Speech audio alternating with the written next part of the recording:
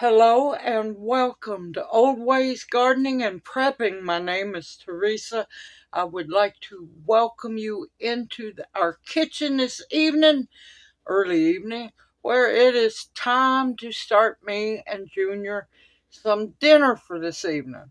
And of course, it is still Native American Heritage Month, so we will be making Hidatsa bean soup.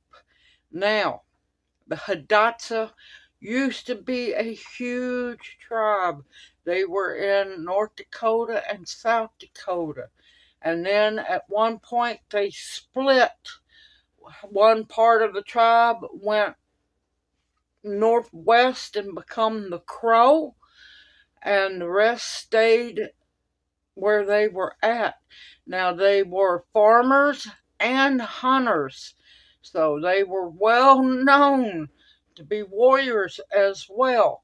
And if you know your history, it's also the same tribe where Lewis and Clark at the main village met Sacagawea. So, yep, that's another whole story on its own there. But the Hidatsa was a huge farming as well as hunting tribe. And their town or towns were major hubs for trading, coming from the northwest, coming from down out of Canada, coming from the northeast, some southeast, as well as from the southwest. There was massive trading. So there's a lot of things that was traded back then, and I'm keeping this recipe as traditional as possible. Now, of course, they are very well known for the Hidatsa Shield Figure beans. I do not have those. I need to get me some seed to grow them this coming year, but I will be substituting speckled lima beans, which lima beans, yes, was very well grown, and they would have been dried and traded. So let's get busy starting some Hidatsa bean soup. And like I said, I'm going to keep this as traditional as possible. There's not a whole lot of history on exactly what all they grew, but they grew corn, beans, squash, sunflowers, and yes, amaranth. Amaranth was a lot bigger, widely grown in America than people realize. And this is a 2-pound bag of frozen. Was trying to get them to thaw out in time. Frozen speckled butter beans. Or lima beans, not butter beans. But speckled lima beans. Now, if you are blessed to have the dried Hidatsa Shield Figure beans or have them fresh frozen, you want to use those. And I'm using 8 cups of venison stock.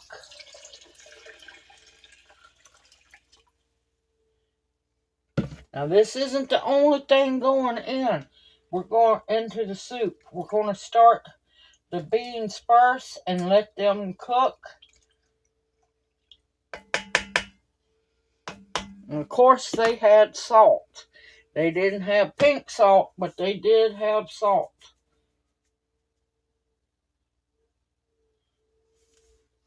I'm going to put about half a tablespoon.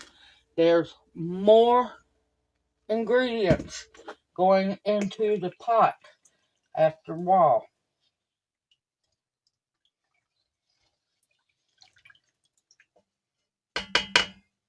Now, doesn't take as long for fresh beans to cook, but if you're using dried beans, please make sure you soak them overnight, and you will be cooking them for a while.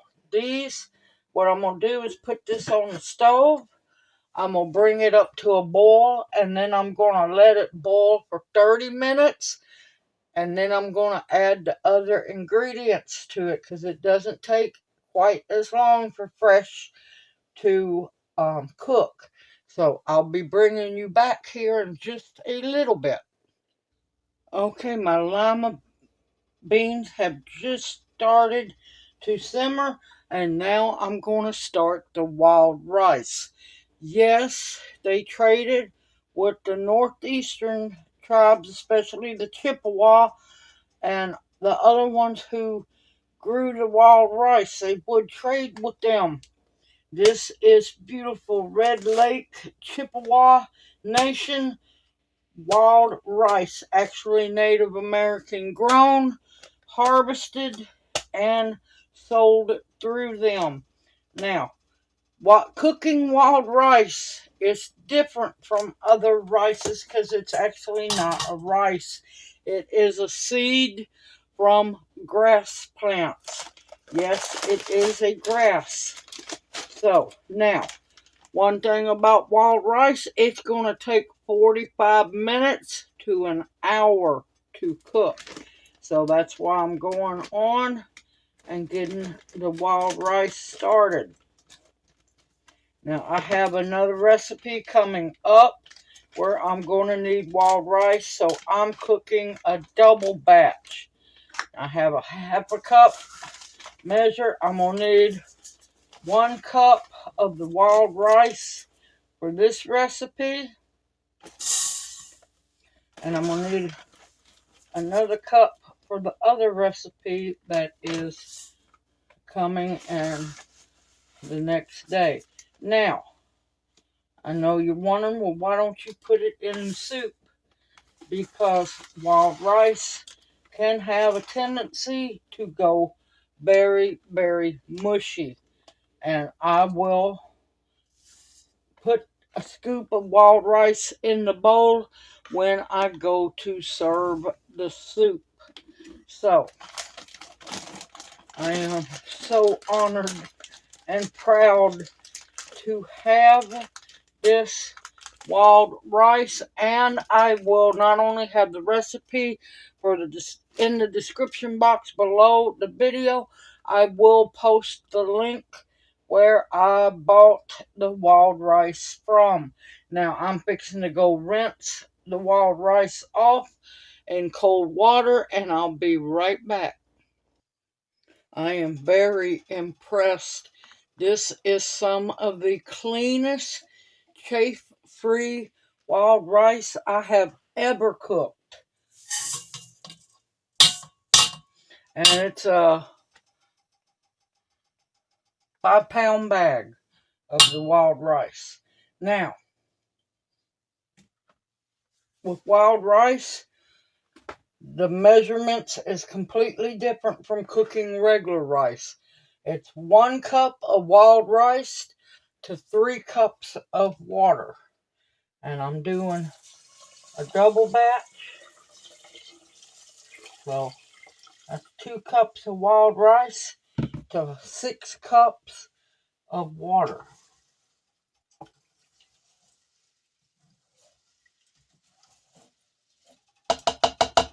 Stir just enough so you know that there's no clumps. Now we're going to put this on the stove and we're going to bring it up to a simmer. And let me get the lid so I can show you. Okay, you're going to want to put your lid on with a little bit of a gap. And you're going to bring it up to a simmer, and you're going to keep it at a low simmer for 45 to 60 minutes until it is done. There will still be water in it, so do not worry about that. We will be draining the water out, and I'll veer from tradition just a little bit. I will be mixing butter in, a little bit of butter in with the rice to keep it from clumping and sticking together. So I'm going to bring you back here in a little bit once the beans have cooked for 30 minutes, and we're going fix the rest of the ingredients to put into the soup. See y'all back here in a little bit. Okay, it's time to get to cutting up the rest of the ingredients. Now, yes, this poor little baby is a winter butternut squash. Let me tell you the story of the butternut squash. I was at the store and I knew I needed a butternut squash. I looked down in the bin and here laid, or there laid, this little bitty butternut squash all by itself. I asked the lady, oh man, that one's hard. It's good and aged. I asked the lady, did she have any more in the back? She came and scanned it and told me no. I looked at her. I said, well, I guess I'll be taking this little baby home. I can't leave it there all by itself. I said, it needs to go to a home where it will be enjoyed. And she just busted out laughing. And I was like going, poor little thing, left there all by itself. And all the other ones had been grabbed. And I'm like going, nope, I'm taking this baby home. You're going to want to peel it, cut the ends off, and then peel it. And I'll bring you back as soon as I get it done peeled. Okay, you need to use a really good, strong peeler. You can do it with a paring knife, but it's going to take you a while.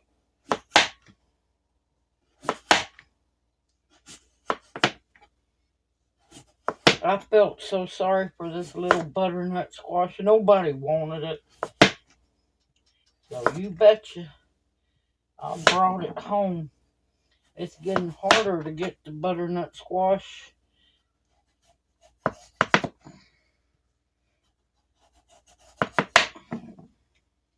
Okay, I'm going to wait on that. Now, you want them in about that size rounds.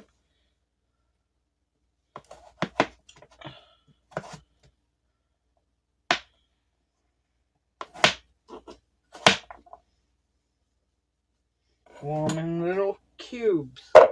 Not too small, but not too huge.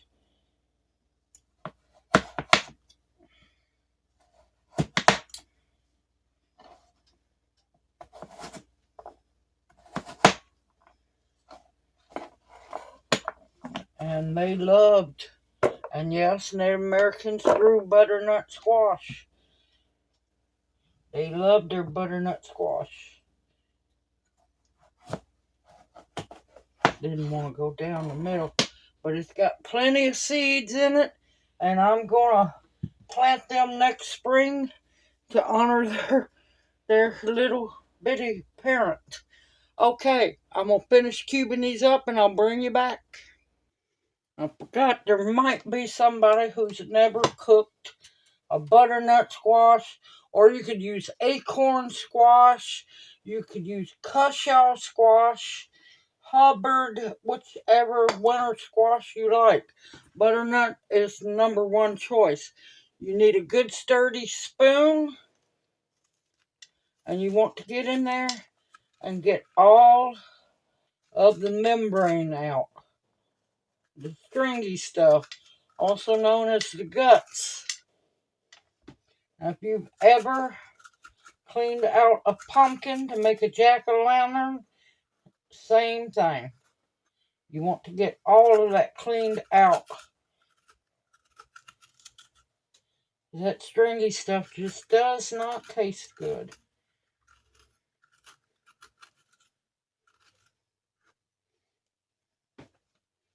And of course, that's all the seeds from it. And you betcha I will be planting them next year.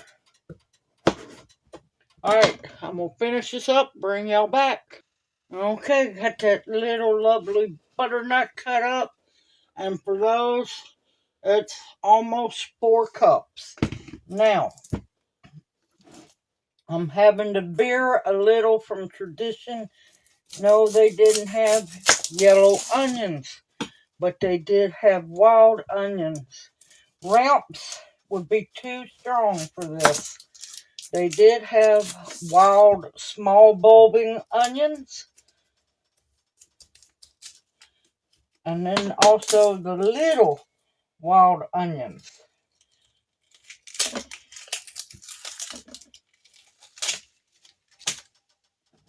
And plus, to be honest, nobody really truly knows what all they truly did have. It was a utopia here before everything's been destroyed.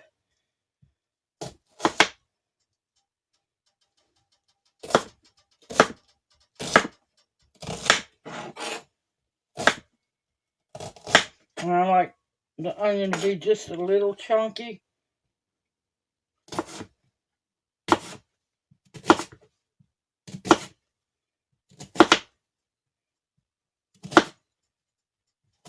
Oh, that onion smells good. I wish y'all could smell the aroma in here between the beans cooking and the wild rice cooking. It is absolutely delightful. And that's one large yellow onion. And if you have wild onions, by all means, use them. Next, mushrooms. Now, no, they didn't have baby bellas, but they did have chanterelles. They had morels, hen of the woods, chicken of the woods. They had mushrooms that would come from the west coast, down from Canada, from the northeast. Yes, they had mushrooms. And I'm just going to slice them up.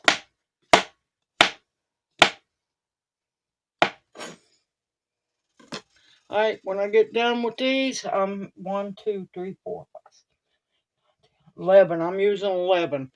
Alright, I'll bring you back here in a bit. Okay, now if you're using dried mushrooms, you're going to either want to put them in the pot when you start the beans, or you can reconstitute them and add the juice into the pot as well. And this is venison, backstrap to be precise. They would have had venison, they would have had elk, they would have had buffalo.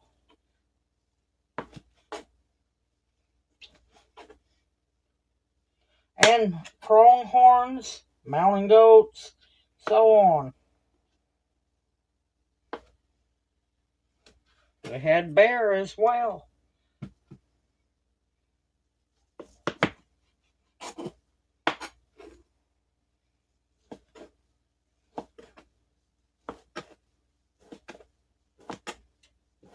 I tend to like to make my soups a little on the chunky side. It's up to you.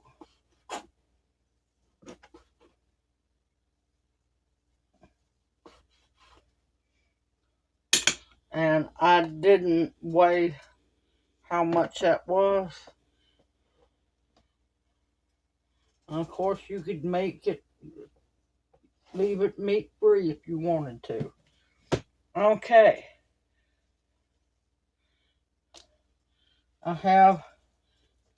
You want about a half a tablespoon to tablespoon of sage.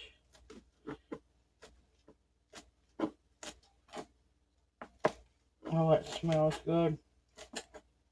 Now, of course, they wouldn't have had this sage. They would have had prairie sage. They would have had mountain sage, and so on. Oh, that smells so good. Move things around. Now, they did have wild garlic. And there was some garlic that did get kind of regular sized. So I'm cheating. I'm using freeze-dried regular garlic, and I'm going to use a tablespoon for that in the middle. All right, one more thing to add. Now remember, I added salt into the beans when I started cooking them. Sprig of cedar. Remember, a little goes a long way. Now, of course, they would be using Western flatleaf cedar. I only have Eastern uh, Eastern red cedar. Still perfectly fine to use. Just don't go too wild. A little bit goes a long way. This will give it a more earthy flavor. It'll have a little bit of pepper taste. Um, can have citrusy taste. It's fine. You just don't want to use too much because, yeah, it can be overpowering. And it is perfectly safe to cook with. All right, let's head over to the stove. Okay, beans have simmered down quite a bit. And they are looking so good. All right, I'm going to set the cedar aside just a bit till I get everything added. Be careful, do not splash yourself.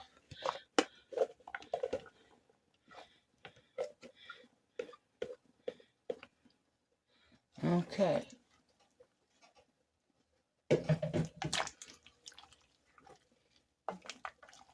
Oh, that looks good. Look at that, y'all. See how beautiful that is?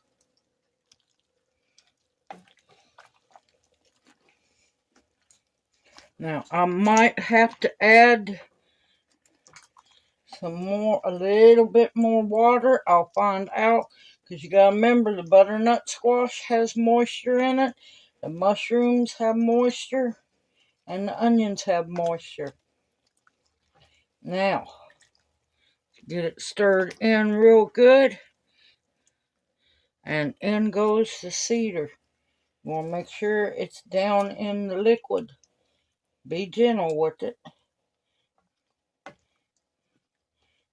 Yep, I think I'm going to add just a little bit more water. Hold on. Okay, I added about a cup more of water. It's amazing how much a cup makes a difference. Okay, now what we're going to do now is cook this until the butternut squash is completely done and soft, and the mushrooms are cooked and the beans are cooked. We're going to put the lid back on. We're going to let this simmer. I'm going to cut the temp up just a little bit because I had cut it down. The wild rices are cooking away, and I'll bring y'all back after a while. All right, dinner is ready, y'all. Now, for those who have never had wild rice before, it doesn't get completely soft like rice because it's not real rice. It's a seed. It will be al dente. It will have a little bite to it. So, now, if you know when you serve dinner, if you make this Hidatsa bean soup, if you know that you're going to be able to serve all of it and eat it that night, you can mix the wild rice into it. But if you know you're going to have leftovers, which is a good thing, keep your wild rice separated or separate from it. Now, I did strain once it was cooked to my liking. You do need to strain the liquid that's still left in the pan. Like I said, it's not like rice. Now, don't discard that liquid. Once it cools down, you can put it in your freezer and add it to soups because it has a lot of nutritious value in there. Now, I did It's not traditional, but to keep your wild rice from clumping up and getting sticky, I did mix in some butter. You want to put a couple of scoops of wild rice in the bowl. I'm getting Junior ready here. And you want to make sure that you get some of that wonderful soup broth in there. I have took out the cedar because it has done its job. The butternut squash is done. One good thing about it is it holds its shape in soup. Now, what you're going to do is you want to stir it real good. Get the wild rice mixed in there. Now, you can always add more wild rice to it if it's not enough in there for you. And as you can see, it is hot as can be. Alright, I'm going to go get Junior took care of, and I'll be right back.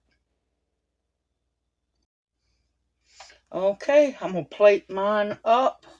I'm going to tell y'all, I'm going to let mine sit for a while, because this stuff is ungodly hot. And I'm not big on extremely, and this is not heat from peppers, it's heat from being cooked. I am so thankful to be able to make this recipe, keeping the traditions alive. Just make sure you get a little bit of everything. The lima beans, mushrooms, butternut squash, onion. Mix that all up.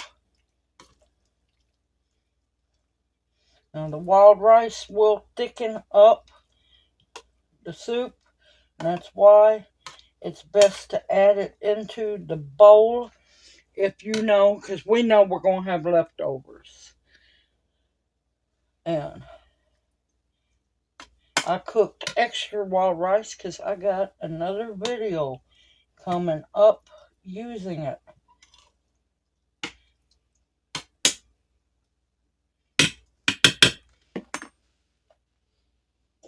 But look at that gorgeous Hidatsa bean soup. Absolutely packed full of nutrition, packed full of minerals, vitamins, protein,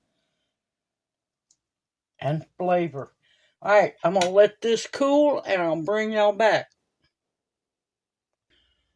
Alright, Junior's in there just enjoying his soup and smiling. Look at that. That's a gorgeous, from scratch, homemade Hidatsa bean soup. Extremely healthy. Here we go.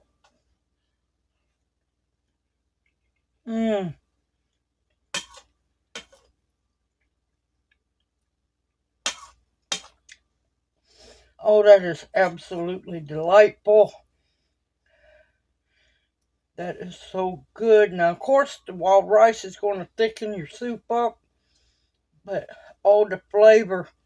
It's all natural. It's not masked. It's not high processed crap. It's all natural.